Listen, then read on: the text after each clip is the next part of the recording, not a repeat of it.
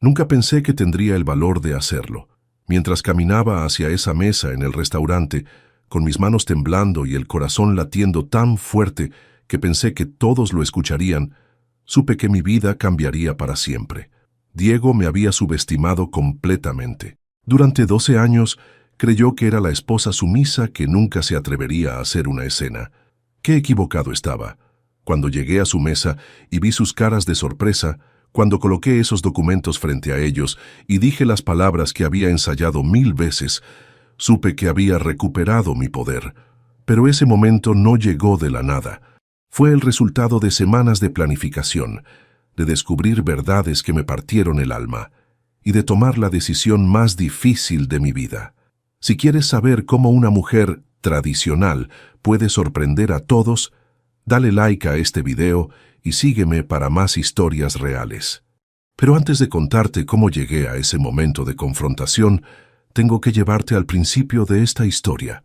El ruido de las risas masculinas llenaba el bar del hotel cuando Diego levantó su whisky y sonrió con esa arrogancia que yo conocía tan bien, aunque en ese momento no tenía idea de lo que estaba diciendo. «Te lo digo en serio, hermano», le decía a su colega Raúl. «Mi esposa nunca podría enfrentar a mi amante. Elena es demasiado tradicional, demasiado... ¿Cómo te explico? Es de esas mujeres que prefieren hacer como que no pasa nada antes que hacer una escena». Los otros hombres se rieron y Diego siguió con su discurso.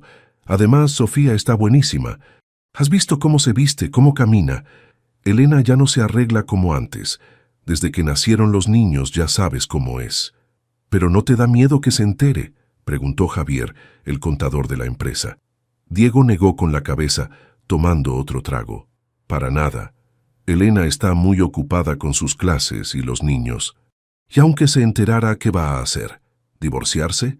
No tiene los huevos ni el dinero, depende completamente de mí». Mientras Diego hablaba con tanta seguridad sobre mi supuesta debilidad, yo estaba en casa ayudando a Lucas con su tarea de matemáticas. Mi hijo de 12 años me miraba con esos ojos tan parecidos a los de su padre, pero llenos de la inocencia que Diego había perdido hace mucho. «Mami, ¿por qué papá llega tan tarde últimamente?», me preguntó Lucas mientras borraba una ecuación mal resuelta.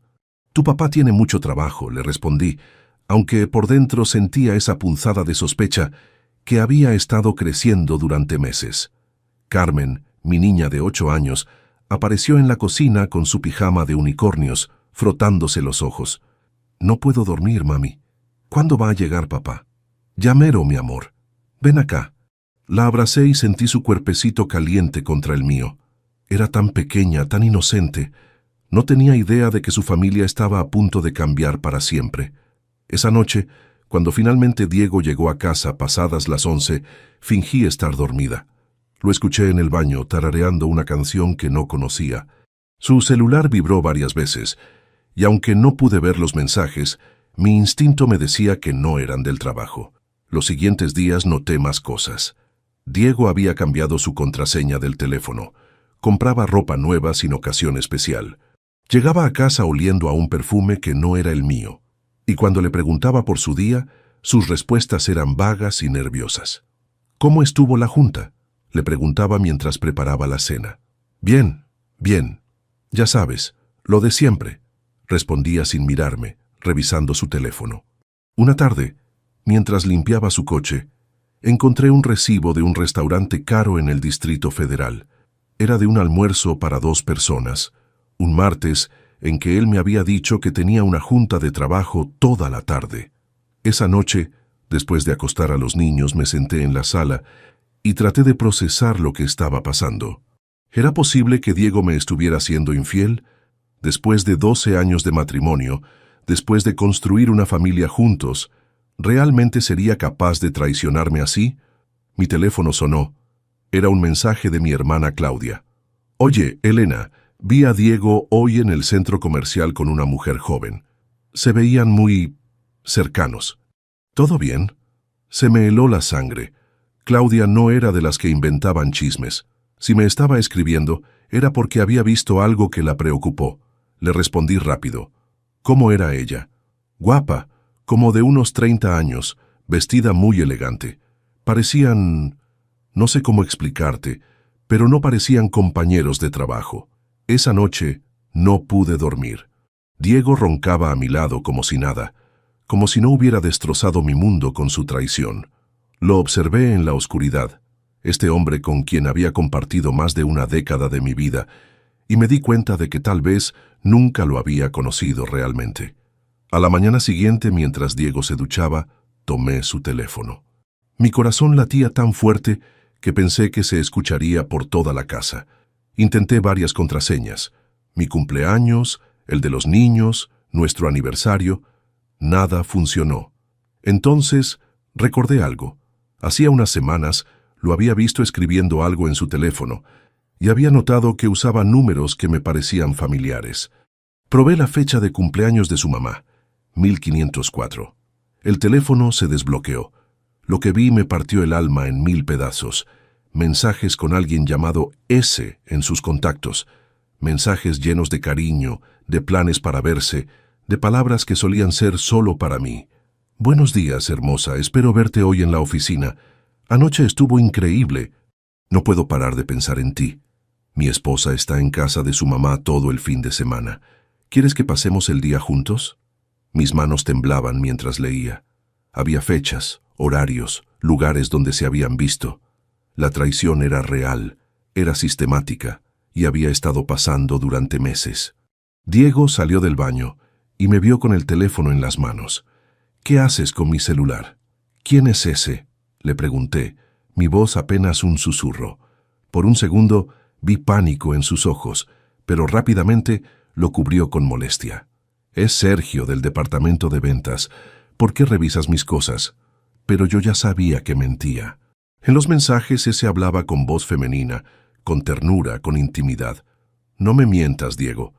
Él me quitó el teléfono bruscamente. Estás loca, Elena. Sergio y yo hablamos de trabajo. Si no confías en mí después de 12 años, ese es tu problema. Me di la vuelta y me fui a la cocina.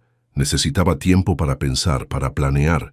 Porque en ese momento supe algo que Diego nunca habría imaginado. Ya no era la mujer sumisa que él creía conocer. Era hora de demostrarle qué tan equivocado estaba. Capítulo 2. El encuentro inesperado. 2 semanas después de descubrir los mensajes, decidí hacer algo que nunca había hecho en 12 años de matrimonio: aparecer sin avisar en el Vino Me Sientes, evento anual de la empresa de Diego. No fue una decisión impulsiva. Durante esos 14 días había estado observando, documentando, preparándome. Contraté a una abogada, Leticia Morales, una mujer seria de 50 años que me explicó mis derechos con una claridad que me tranquilizó. Señora Ramírez, me había dicho en su oficina, necesita evidencia sólida si quiere que el divorcio le favorezca, especialmente en términos de custodia y pensión alimenticia. En México, aunque ya no se criminalizan estas cosas, la infidelidad sigue siendo un factor importante en los casos de divorcio. Esa noche del evento, me arreglé como no lo había hecho en meses. Me puse el vestido azul marino que Diego me había regalado el año pasado, me maquillé con cuidado y me recogí el cabello de una manera elegante pero sencilla. Lucas me vio cuando salía de mi recámara. «Mamá, te ves muy bonita. ¿A dónde vas?» «A una fiesta del trabajo de tu papá, mi amor. La abuela viene a cuidarlos». «¿Papá sabe que vas?» La pregunta de mi hijo me dolió más de lo que esperaba. ¿Cuándo había comenzado a ser normal que Diego y yo no hiciéramos cosas juntos? «Es una sorpresa», le dije, y técnicamente no mentía. El hotel donde se realizaba el evento estaba en el corazón de Polanco. Mientras caminaba hacia la entrada, mi teléfono vibró con un mensaje de mi hermana Claudia. «¿Segura de que quieres hacer esto?» «Ya no hay vuelta atrás», le respondí. El salón estaba lleno de gente elegante, ejecutivos de la empresa de telecomunicaciones, donde Diego trabajaba como director de marketing. Busqué con la mirada, fingiendo naturalidad mientras saludaba a algunas esposas de colegas que conocía superficialmente. «Elena, qué sorpresa verte aquí», me dijo Patricia, la esposa del gerente de ventas. «Diego no mencionó que vendrías. Quería darle una sorpresa», sonreí, aunque por dentro estaba muriendo de nervios. «Está en la terraza, creo, platicando con algunos compañeros». Caminé hacia la terraza, mi corazón latiendo cada vez más fuerte. Había ensayado este momento cientos de veces en mi mente, pero ahora que estaba aquí, todo se sentía surreal. Los vi antes de que ellos me vieran a mí. Diego estaba recargado contra la barandilla, muy cerca de una mujer joven de cabello castaño y vestido rojo. Ella era hermosa, exactamente como me la había descrito Claudia. Se reían de algo, y Diego tenía esa sonrisa que solía ser solo para mí. Entonces él le tocó la cara con ternura, le apartó un mechón de cabello y la besó. No fue un beso de amigos, no fue un beso casual, fue el beso de un hombre enamorado. Me quedé paralizada, escondida detrás de una columna, viendo cómo mi esposo besaba a otra mujer en público, sin ningún cuidado de quien pudiera verlos. «Te amo», le escuché decir. «Yo también te amo», respondió ella. «¿Cuándo le vas a decir a Elena?» Diego suspiró. «Pronto, Sofía. Solo necesito tiempo para pensar en los niños». Sofía. Finalmente tenía un nombre completo para la mujer que estaba destruyendo mi matrimonio. En ese momento, Sofía miró hacia donde yo estaba. Nuestros ojos se encontraron por una fracción de segundo. Vi sorpresa, luego culpa, luego algo parecido al miedo. No dijo nada. No le dijo a Diego que yo estaba ahí. Solo siguió mirándome mientras yo me alejaba lentamente, tratando de procesar lo que acababa de ver y escuchar. Salí del hotel sin que Diego se diera cuenta de que había estado ahí. En el taxi de regreso a casa, lloré por primera vez desde que había descubierto su infidelidad. No lágrimas de tristeza, sino de rabia. Rabia porque él había hablado de los niños como si fueran un obstáculo. Rabia porque había prometido amarme para siempre frente a un altar y ahora le decía «te amo» a otra mujer. Cuando llegué a casa, mi suegra estaba viendo televisión en la sala. «¿Cómo estuvo la fiesta, mija?» «Muy bonita, doña Carmen. Gracias por cuidar a los niños». Diego llegó hace rato. Dijo que tenía dolor de cabeza y se fue directo a dormir. Por supuesto. Había vuelto a casa para establecer su coartada, para seguir manteniendo la farsa de ser un esposo fiel. Esa noche me quedé despierta hasta muy tarde, no llorando, sino planeando. Había visto suficiente. Tenía suficiente evidencia. Ahora necesitaba tomar decisiones inteligentes. Al día siguiente, mientras Diego se bañaba, tomé fotos de sus mensajes más recientes con Sofía. Había aprendido sus patrones. Siempre dejaba el teléfono en la mesita de noche cuando se duchaba y había memorizado su nueva contraseña observándolo durante días. Los mensajes eran aún más explícitos que antes. «Anoche cuando llegaste, olías a perfume de mujer. Ten más cuidado», había escrito Sofía. Era de Elena. «Está empezando a sospechar, pero no te preocupes. La conozco. Es demasiado cobarde para hacer algo. Demasiado cobarde». Esas palabras se quedaron grabadas en mi mente todo el día. Mientras preparaba el desayuno para los niños, mientras daba mis clases en la primaria donde trabajaba medio tiempo, mientras ayudaba a Carmen con su tarea de ciencias, esas palabras resonaban en mi cabeza. Demasiado cobarde. Diego había regresado a casa esa tarde con flores. «Para mi esposa hermosa», dijo, besándome en la mejilla. Carmen saltó de emoción. «¡Qué bonitas, papá! ¿Por qué le trajiste flores a mami?» «Porque la amo mucho», respondió Diego, mirándome directamente a los ojos. El descaro me quitó el aliento. Hacía menos de 24 horas le había dicho «te amo» a otra mujer, y ahora estaba aquí mintiendo delante de nuestros hijos, usando el amor como una herramienta de manipulación. «Gracias», le dije tomando las flores, «las voy a poner en agua». En la cocina, mientras buscaba un florero, tomé una decisión. Diego creía que me conocía. Creía que era demasiado tradicional, demasiado dependiente, demasiado cobarde para enfrentarlo. Estaba a punto de descubrir qué tan equivocado estaba. Saqué mi teléfono y le escribí un mensaje a Leticia, mi abogada. «Necesito que nos veamos mañana. Ya tengo toda la evidencia que necesitamos». Luego busqué información sobre Sofía Castillo en las redes sociales. Encontré su perfil de LinkedIn. Gerente de cuentas en la misma empresa que Diego. 30 años. Graduada de la Universidad Iberoamericana. También encontré algo más. Fotos de ella con un niño pequeño. En la descripción de una foto decía: «Mi pequeño Mateo cumple 7 años». Sofía tenía un hijo. Esto cambiaba las cosas. No era solo una mujer soltera destruyendo matrimonios por diversión. Era una madre como yo, y sin embargo estaba ayudando a destrozar la familia de otros niños. Esa noche, cuando Diego llegó tarde otra vez con la excusa de una junta que se alargó, yo ya tenía mi plan listo. Era hora de demostrarle que había subestimado completamente a la mujer con la que se había casado. Capítulo 3. La recopilación de evidencias. Durante las siguientes 3 semanas me convertí en una persona que nunca pensé que sería. Una detective de mi propia vida. Cada mañana, después de que Diego se iba al trabajo y los niños a la escuela, me sentaba en la computadora y documentaba meticulosamente cada mentira, cada inconsistencia, cada evidencia de su traición. Leticia me había dado una lista específica de lo que necesitaba para el proceso de divorcio en México.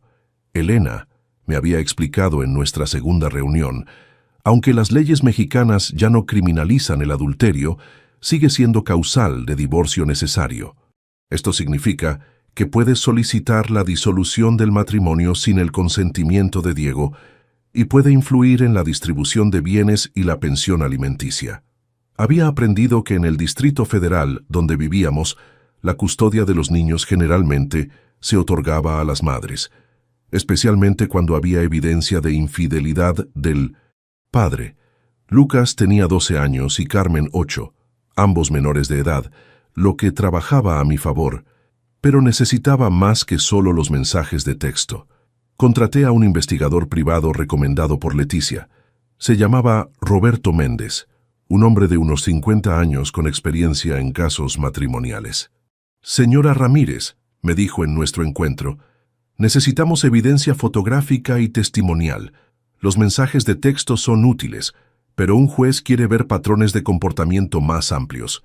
Durante esos días, también descubrí algo que me destrozó. Diego había estado siendo infiel mucho antes de Sofía.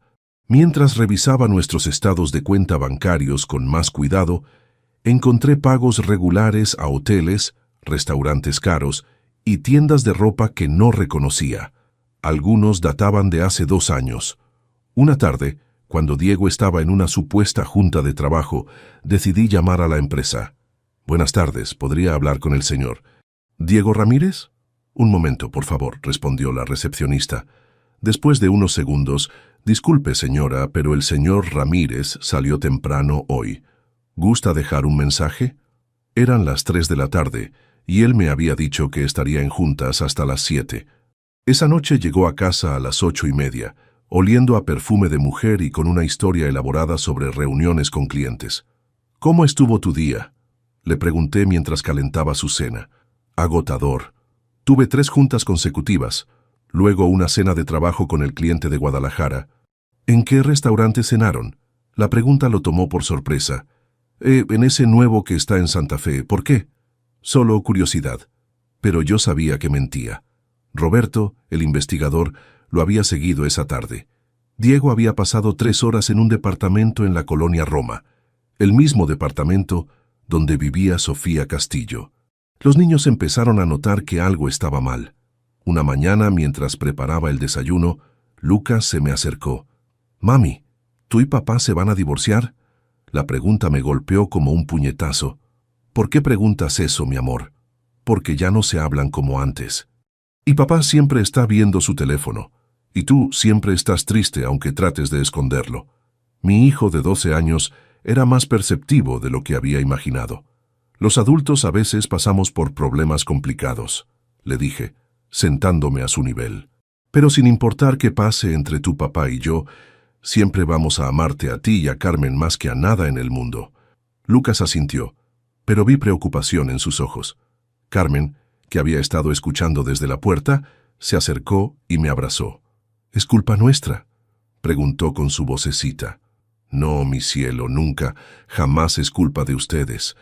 Los problemas de los adultos son solo de los adultos». Esa tarde, después de dejar a los niños en casa de mi mamá, me reuní otra vez con Leticia para revisar toda la evidencia que habíamos recopilado. «Tienes un caso muy sólido», me dijo, revisando las fotos, los estados de cuenta y el reporte del investigador. Diego ha usado recursos de la sociedad conyugal para sostener relaciones extramaritales. Eso es causal de divorcio y puede afectar la distribución de bienes. ¿Cuánto tiempo puede tardar el proceso? Si Diego acepta el divorcio y llegan a un acuerdo, podríamos terminar en 6 a 8 meses.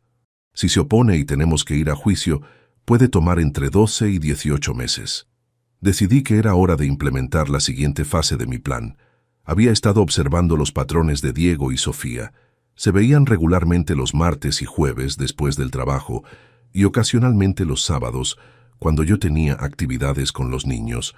Pero había una fecha que me llamó la atención en sus mensajes: el 14 de febrero. «Quiero llevarte a un lugar especial para San Valentín», había escrito Diego en un mensaje que encontré. «¿Dónde?», había respondido Sofía. «Al restaurante donde le propuse matrimonio a Elena. Quiero reescribir esa memoria contigo».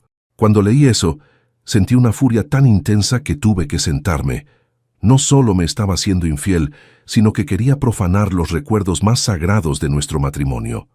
El restaurante San Ángel Inn, el lugar donde Diego me había pedido que me casara con él 13 años atrás, donde habíamos celebrado varios aniversarios, donde habíamos llevado a los niños en ocasiones especiales.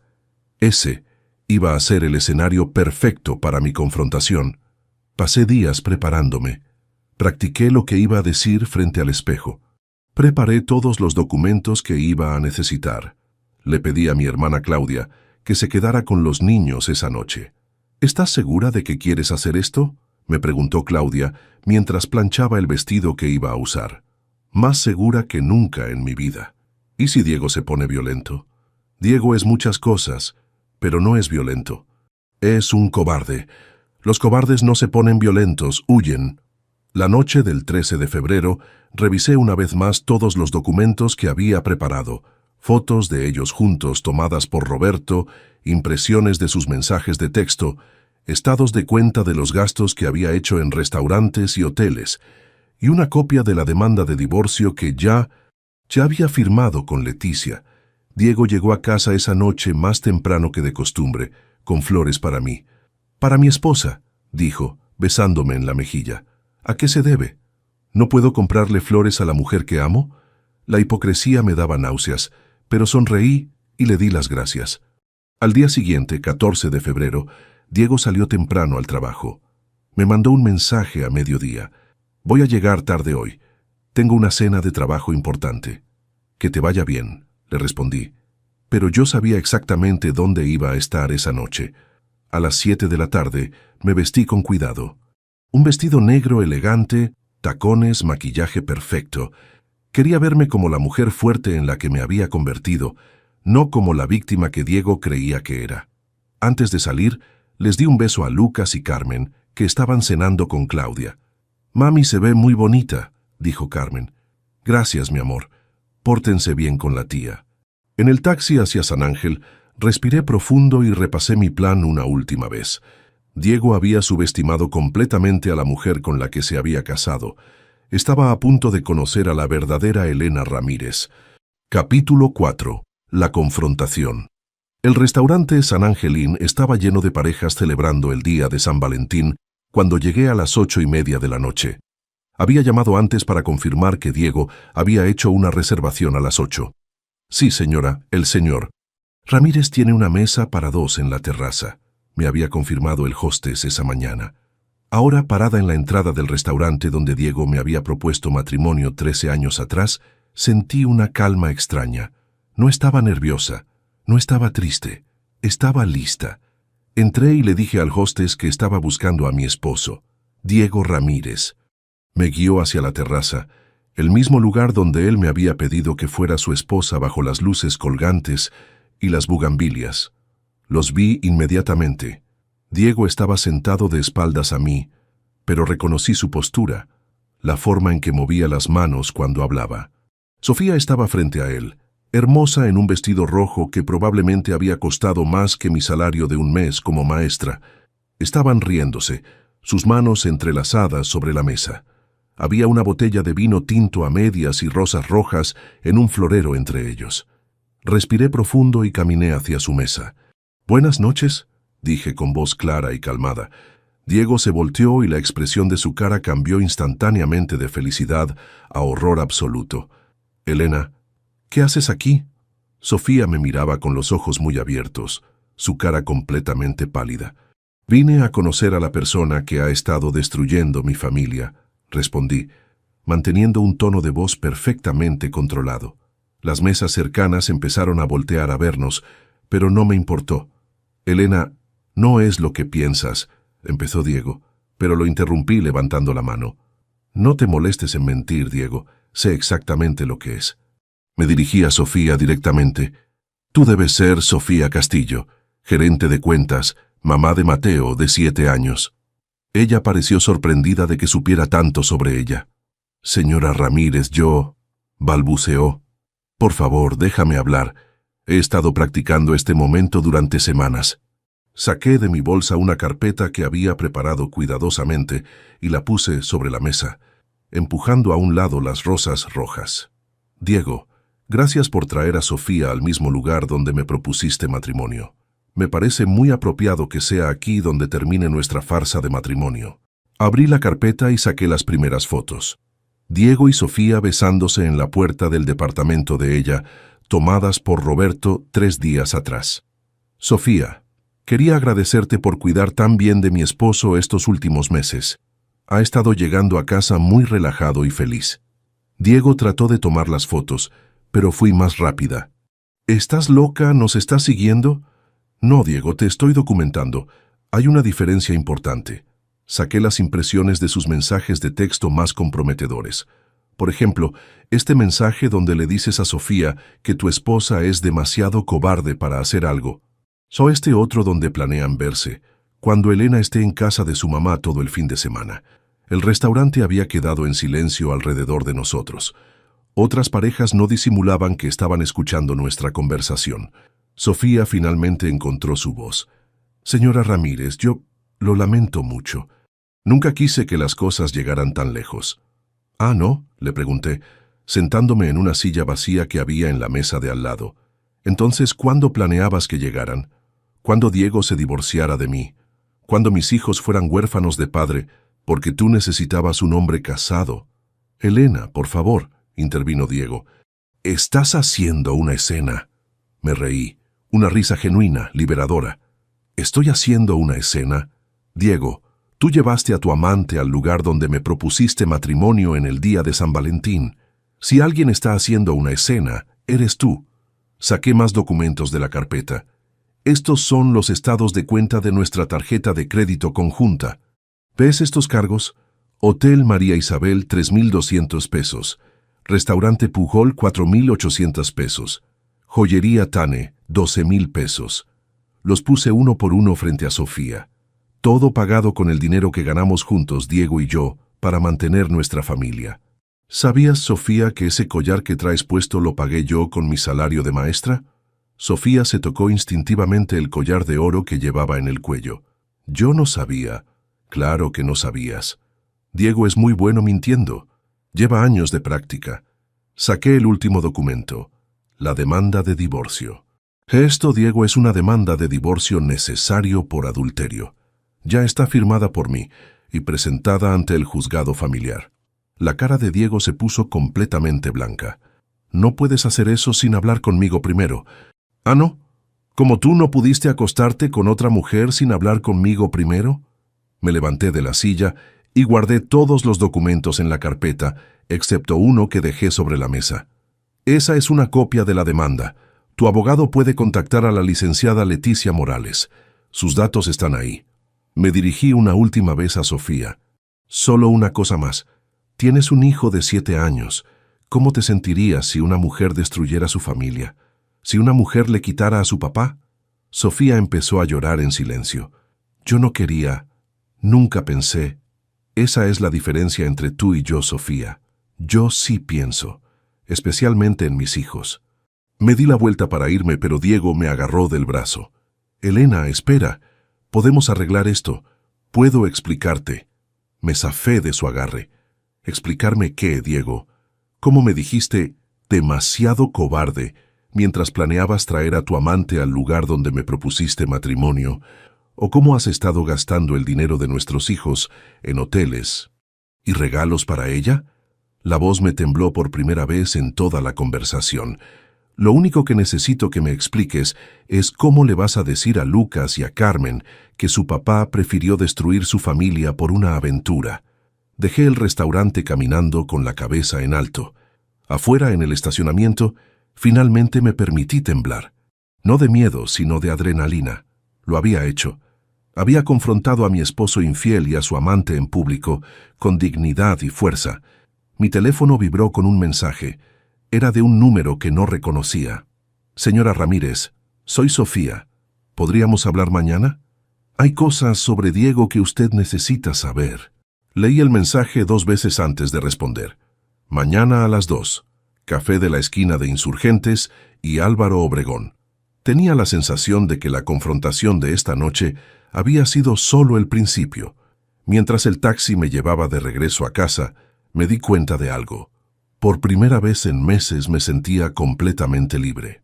Diego había subestimado completamente a la mujer con la que se había casado, y mañana iba a descubrir exactamente qué tan profundo era el agujero que había cavado para sí mismo. Capítulo 5.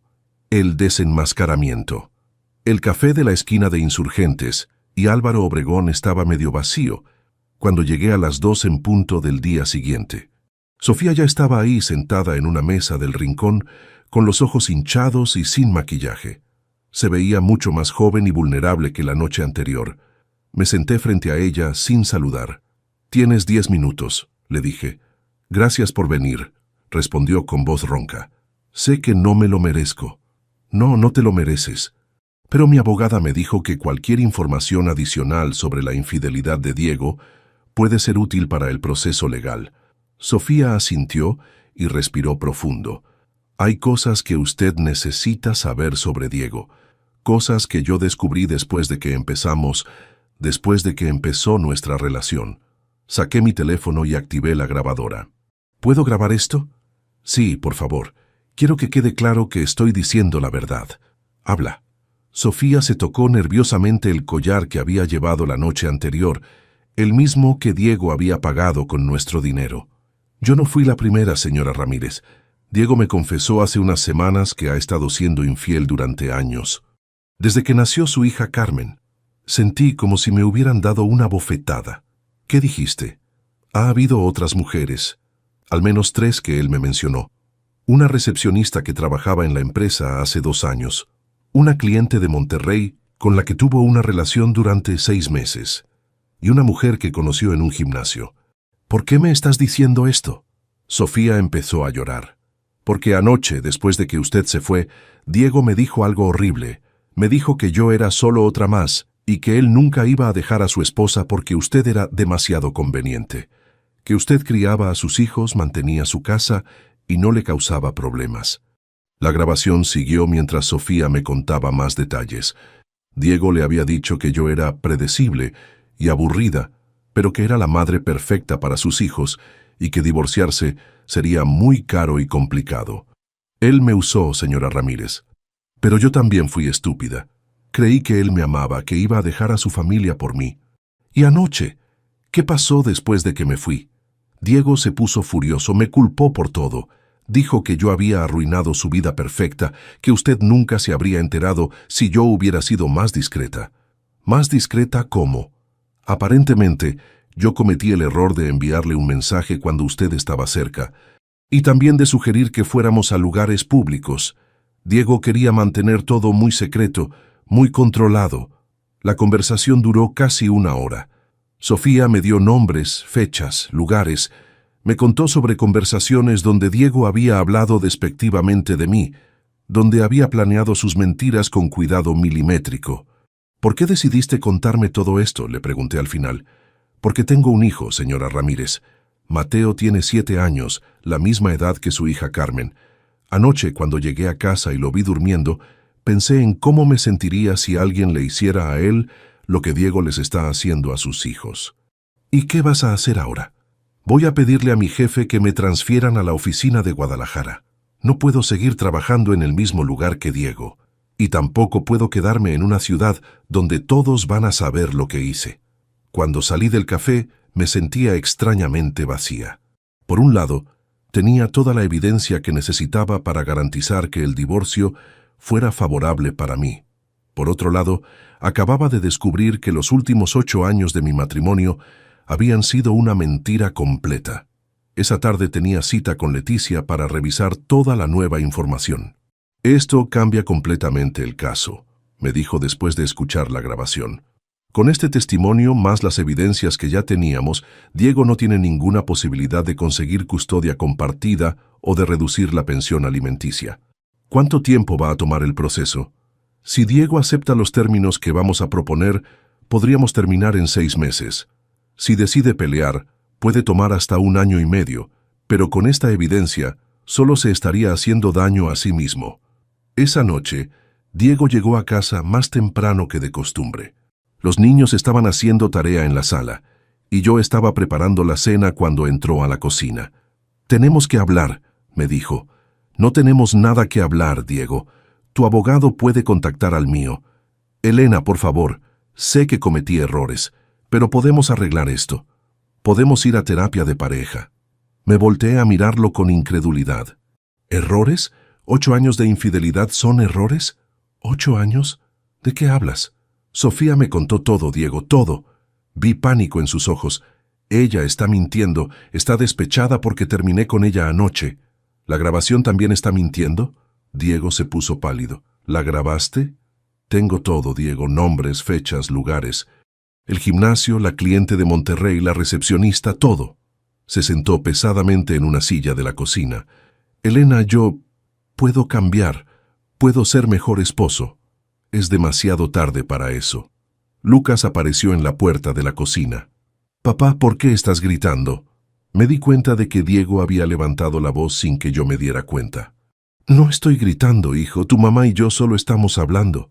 Suena como cuando los papás de Javier se divorciaron», dijo Lucas con esa honestidad brutal de los niños de 12 años. Diego y yo nos miramos. Nuestro hijo ya sabía lo que estaba pasando. «Lucas», le dije, «ven acá». Lo abracé y respiré profundo. «Tu papá y yo vamos a separarnos por un tiempo. Eso significa que él va a vivir en otro lugar, pero ustedes van a seguir viendo a los dos». «¿Es por culpa de la mujer del teléfono?», preguntó Lucas. Diego y yo nos quedamos helados. «¿Qué mujer del teléfono?», pregunté. «La que siempre le manda mensajes a papá. Carmen la vio una vez cuando papá dejó su teléfono abierto. Dice que es muy bonita». Diego cerró los ojos, derrotado. «Lucas», le dije, «los problemas entre los adultos son complicados.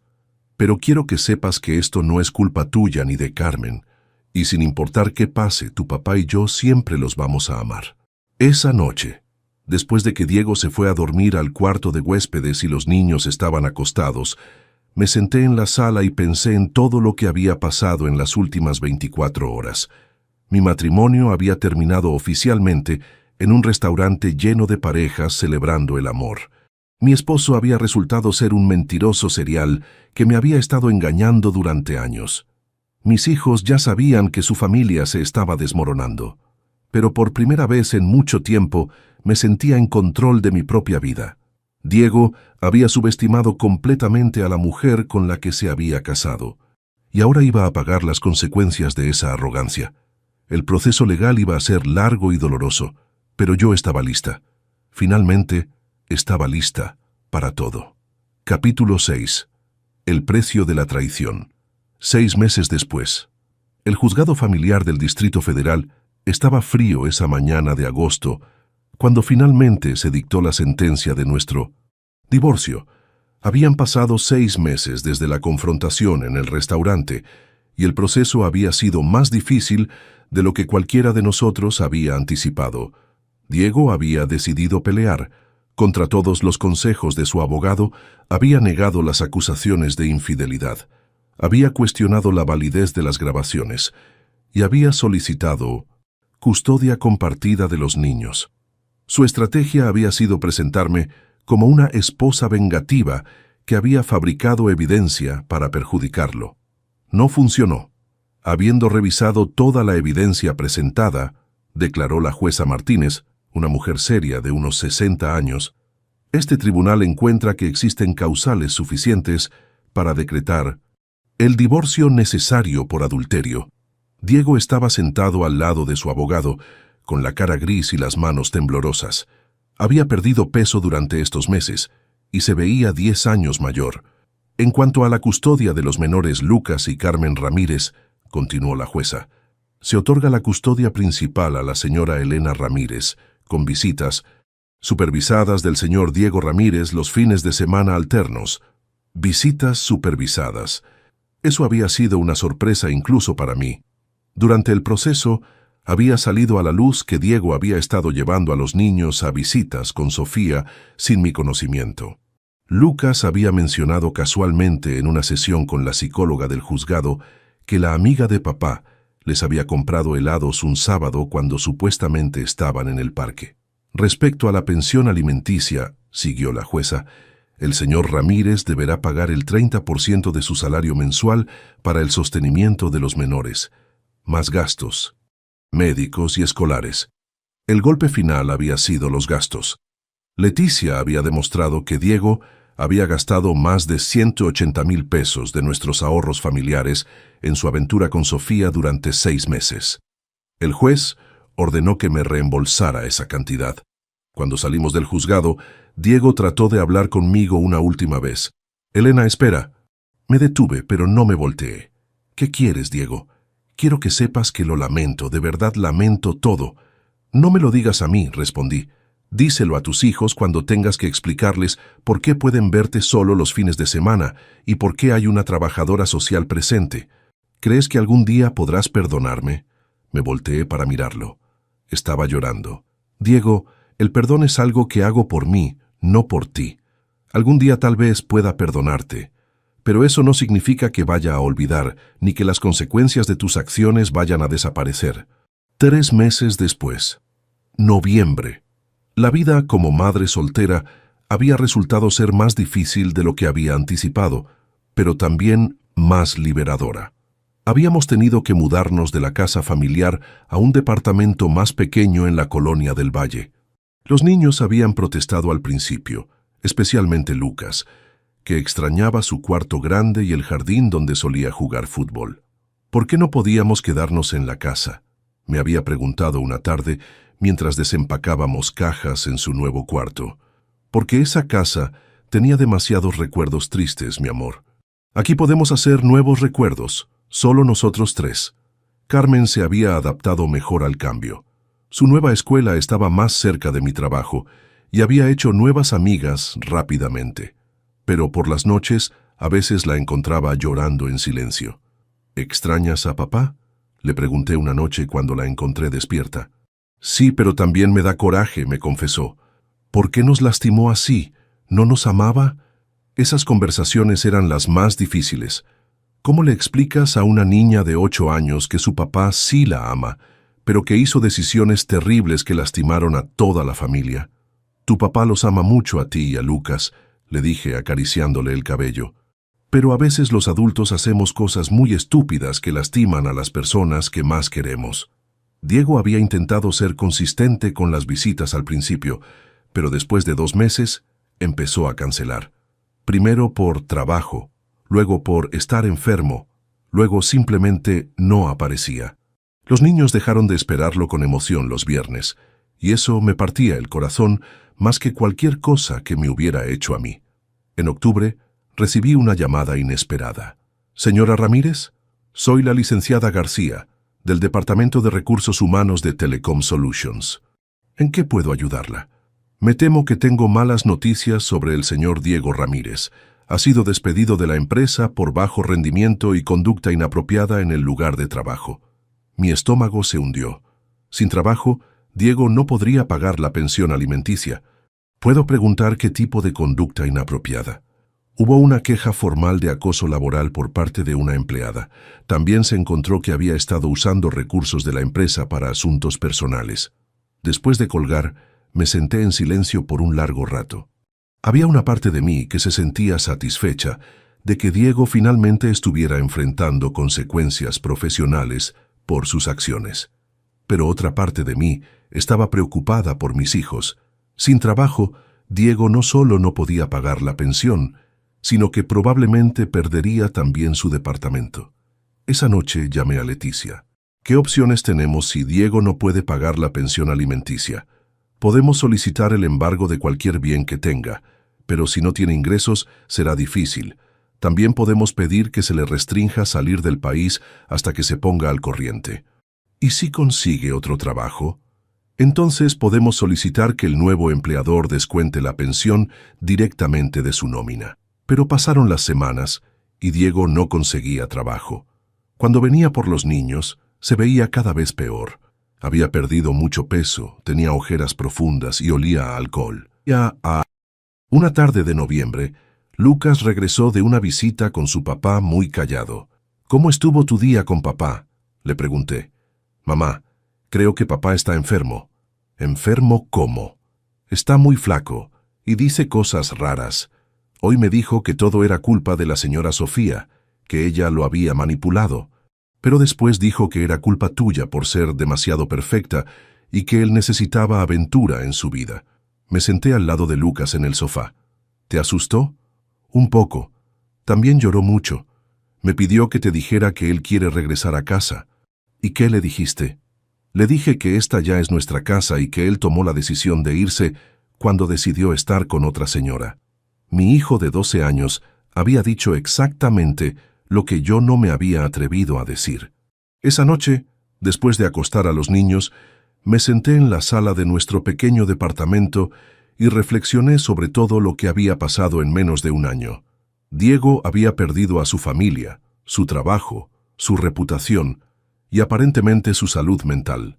Sofía se había mudado a Guadalajara y, según supe por una amiga común, estaba luchando por reconstruir su carrera y su relación con su hijo. Mis hijos estaban en terapia, tratando de procesar el divorcio y la ausencia cada vez más irregular de su padre. Y yo estaba aprendiendo a ser una persona completamente nueva.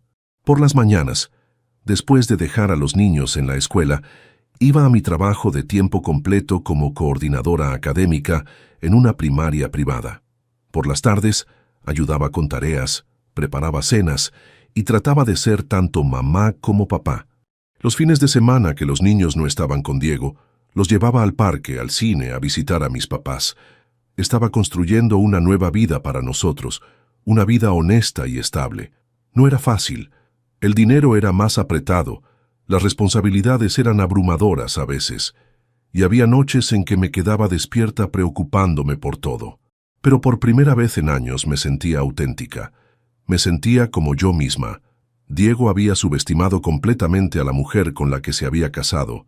Había creído que era demasiado débil, demasiado dependiente, demasiado tradicional para dejarlo. Se había equivocado en todo.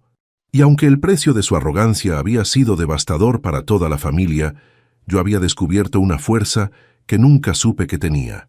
La pregunta ahora era, ¿qué iba a hacer con esa fuerza? Epílogo. 2 años después. Diciembre de 2026. 2 años después de la confrontación, la Nochebuena llegó con una calma que no había sentido en años. En nuestro pequeño departamento de la Colonia del Valle, Lucas, Carmen y yo decoramos un árbol navideño que compramos en el mercado de San Juan. No era tan grande como el que solíamos tener en la casa familiar, pero era nuestro. Lucas tenía 14 años ahora y había crecido no solo físicamente, sino emocionalmente. La terapia lo había ayudado a procesar su enojo hacia su padre, aunque la relación seguía siendo complicada. «Mamá», me dijo mientras colgaba una esfera dorada en el árbol, «¿crees que papá esté bien esta Nochebuena?». Era una pregunta que me hacía cada vez con menos frecuencia, pero que aún me partía el corazón. «No lo sé, mi amor. Espero que sí». La verdad era más complicada. Diego había tocado fondo después de perder su trabajo. Durante 6 meses había vivido prácticamente en la calle, durmiendo en el sofá de diferentes amigos mientras buscaba empleo.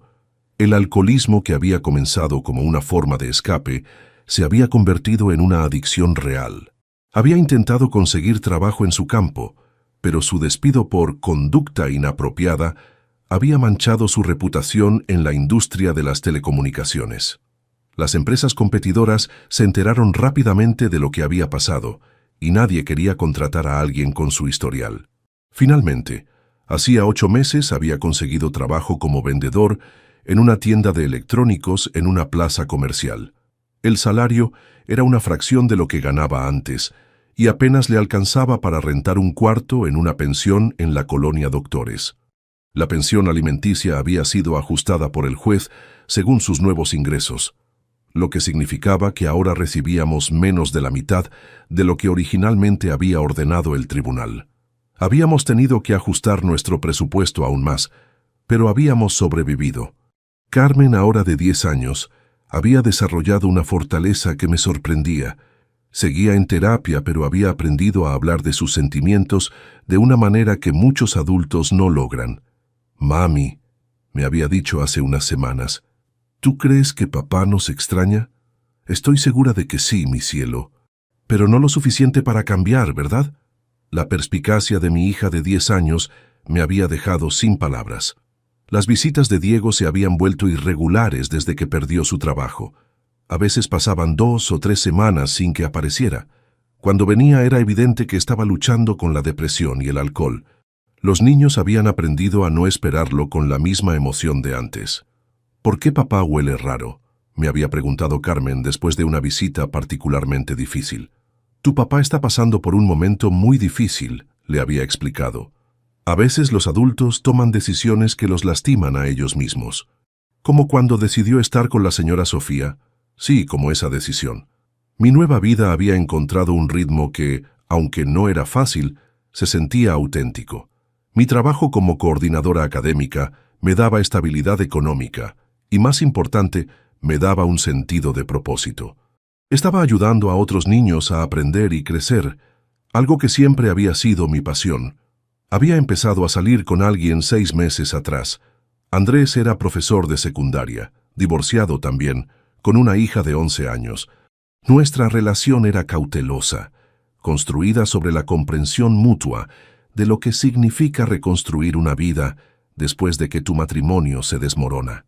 «¿Te gusta el profesor Andrés?», le había preguntado a Lucas hace unas semanas. «Está bien», había respondido con esa honestidad brutal de los adolescentes. «Al menos no nos miente». Esa había sido su forma de darme su aprobación. Los niños habían conocido a Andrés gradualmente, primero en salidas casuales al parque, luego en algunas cenas familiares. No había prisa. Habíamos aprendido todos nosotros que las relaciones importantes requieren tiempo y honestidad. Esta Nochebuena, Andrés había sido invitado a cenar con nosotros junto con su hija Paola. Era la primera vez que pasaríamos una festividad importante juntos, y aunque estaba nerviosa, también me sentía esperanzada. «¿Crees que papá sepa que el profesor Andrés viene a cenar?», me preguntó Carmen mientras ponía los platos en la mesa. «No lo sé, mi amor. ¿Te preocupa?» «Un poco, no quiero que se sienta mal». La empatía de mis hijos hacia su padre, a pesar de todo lo que había pasado, era algo que me llenaba de orgullo y tristeza al mismo tiempo. «Carmen, tu papá tomó decisiones que cambiaron nuestra familia. Nosotros tenemos derecho a ser felices y a construir nuevas relaciones sanas». A las 7 de la noche, Andrés llegó con Paola y un postre casero. Su hija era tímida pero dulce y se llevaba bien con Carmen.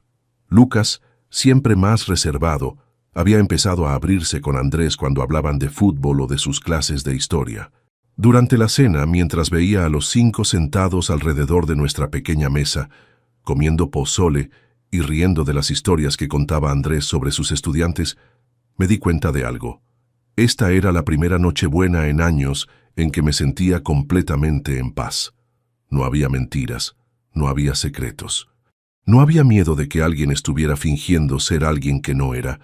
Después de cenar, cuando Andrés y Paola se habían ido y los niños estaban acostados, me senté en la sala con una taza de té y pensé en todo el camino recorrido.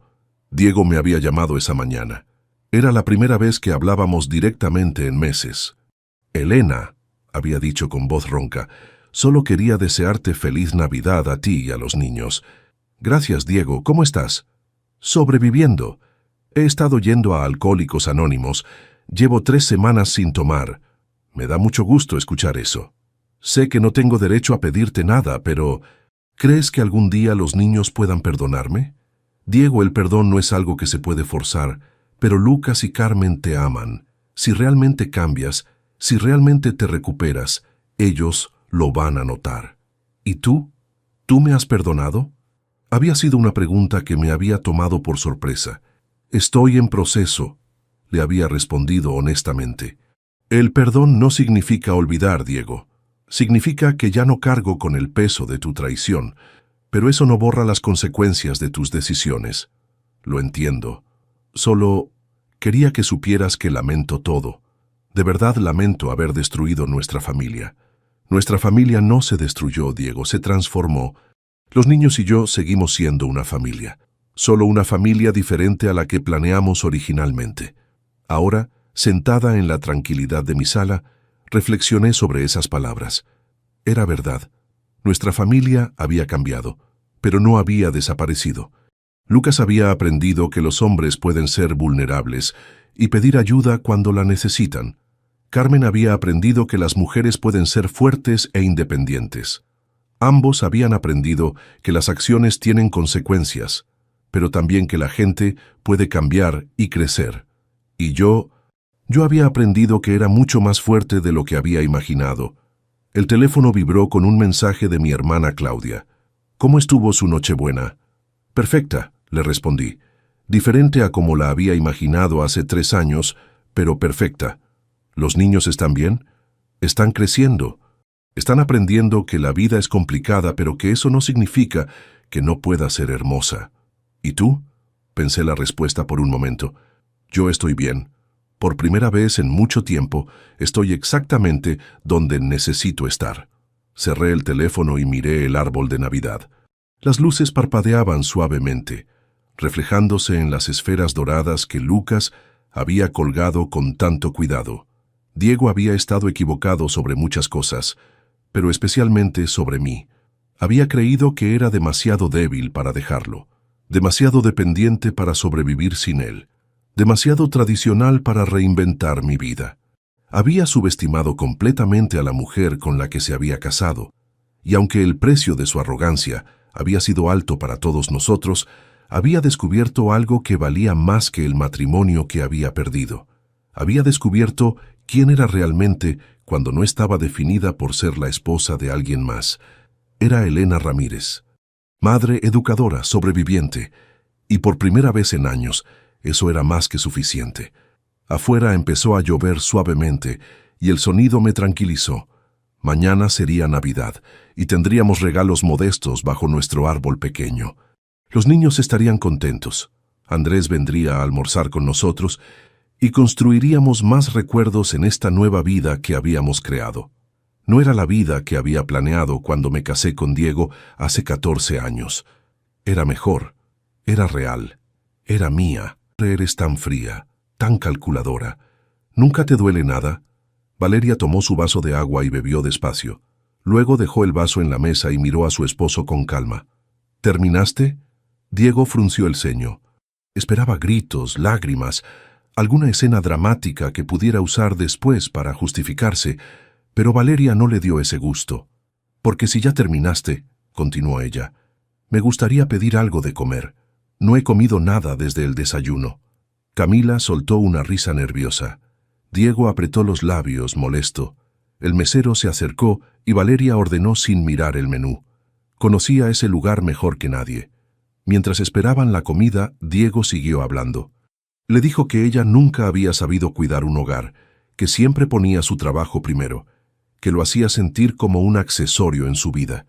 Camila asentía a cada frase, como si estuviera en una junta de negocios. Valeria los dejó hablar. No tenía caso discutir. Ya había entendido todo. Cuando llegó el dueño del restaurante, un hombre mayor con acento italiano, todo cambió. «Valeria», gritó desde el otro lado del salón, acercándose con los brazos abiertos. «¡Qué alegría verte! Hace meses que no vienes». «Hola, Marco», respondió Valeria levantándose para saludarlo. «Gracias por seguir confiando en el grupo, en serio. Tu inversión ha sido clave para abrir la nueva sucursal». Diego se quedó paralizado. Camila abrió los ojos como platos. «¿Inversión?», preguntó Diego con la voz temblando. Marco lo miró confundido. «Sí, claro. Valeria es una de nuestras socias principales. ¿No lo sabías? Valeria sonrió apenas. No dijo nada. No hacía falta. Diego intentó hablar, pero no le salían las palabras. Camila se hundió en su silla, de repente mucho menos segura de sí misma.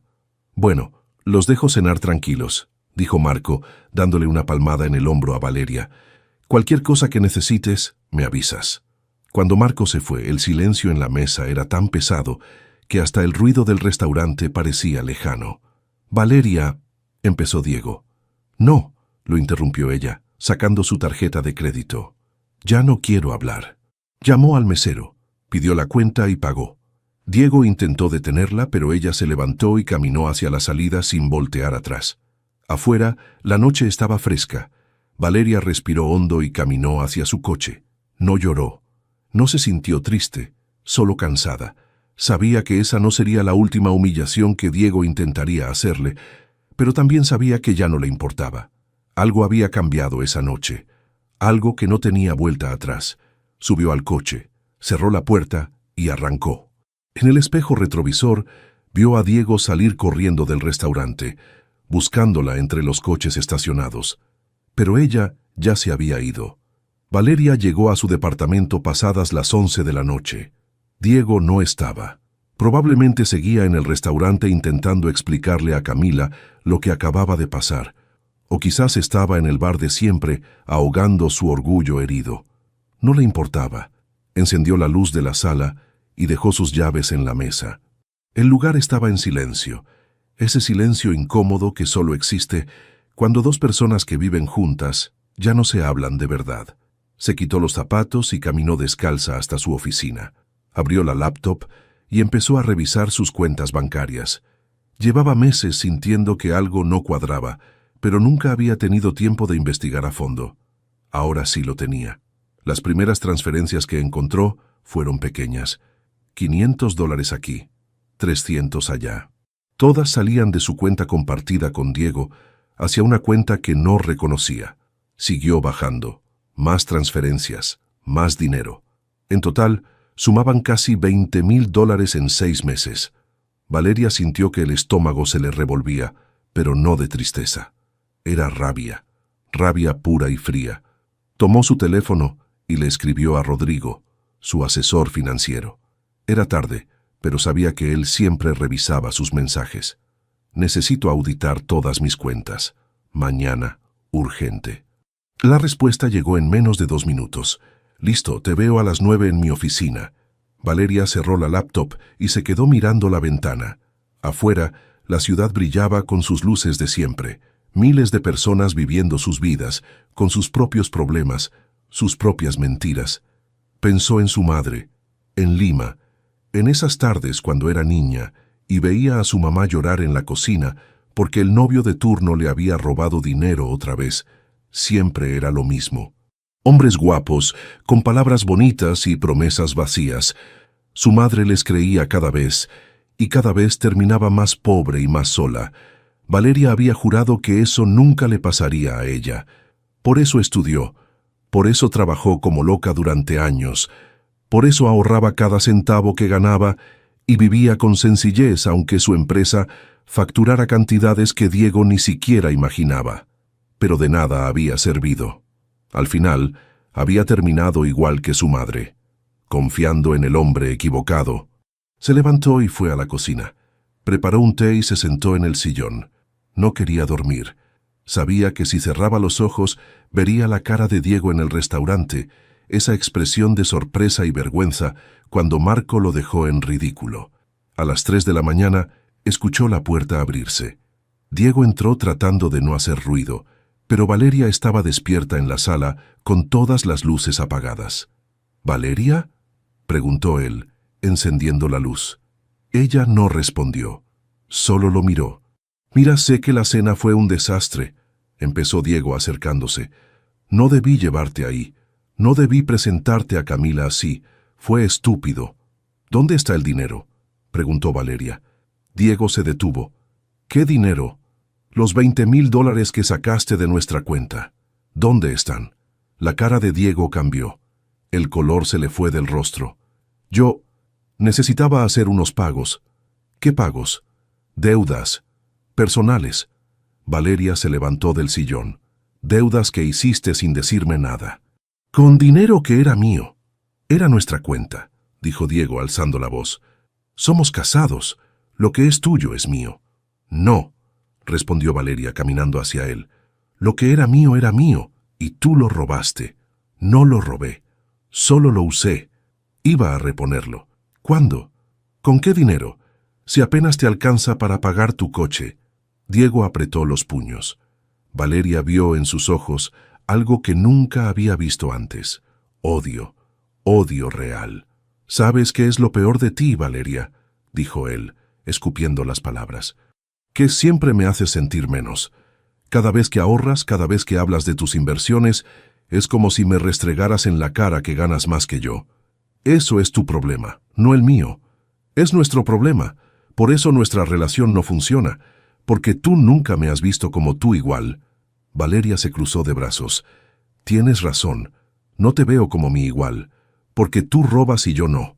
Diego levantó la mano como si fuera a pegarle, pero se detuvo. Valeria no se movió. Solo lo miró fijamente, esperando. Él bajó la mano y se dejó caer en el sillón. No sé qué quieres que haga, dijo con la voz quebrada. Quiero que te vayas. Diego levantó la cabeza. ¿Qué? Que te vayas. Esta noche. Ahora. Este también es mi departamento. No, es mío. Yo pago la renta. Tú solo vives aquí. Diego se quedó en silencio. Valeria fue a la habitación, sacó una maleta del closet y empezó a meter la ropa de él. ¿Qué haces?, preguntó Diego siguiéndola. Te estoy ayudando a empacar. Valeria, por favor, no hagas esto, podemos arreglarlo. Ella siguió empacando sin mirarlo. Cuando terminó, cerró la maleta y se la entregó. Vete a casa de tu madre, o con